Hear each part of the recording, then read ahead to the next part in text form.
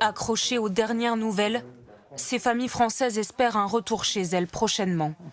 On y arrivera. Ouais, on y arrivera. Et puis apparemment les attaques iraniennes sont de plus en plus espacées. Privées de vol depuis plusieurs jours, elles prennent leur mal en patience, dans l'attente de solutions. Je préfère attendre 24 heures de plus et que tout soit sécurisé. Soit on vient nous chercher, soit les compagnies sont autorisées à redécoller et là on sera OK pour partir tout de suite. Aux Émirats arabes unis, des détonations ont encore été entendues ce matin. De nombreux touristes cherchent à quitter le pays au plus vite, quitte à écourter leur séjour. Consulat, ambassade, ce Français dit avoir tout tenté, mais ne se sent pas soutenu.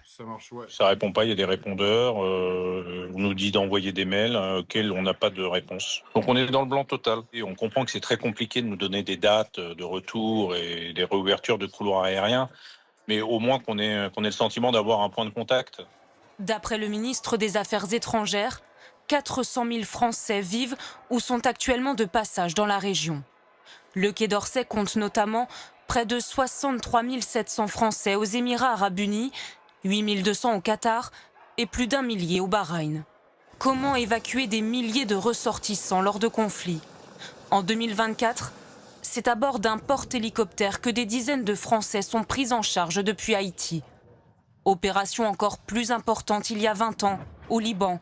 Cette fois, 10 000 ressortissants sont rapatriés. Tous ne font pas partie du premier voyage.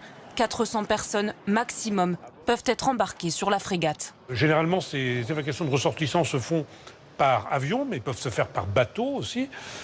Quand c'est par avion, on demande aux gens d'apporter simplement une valise par personne.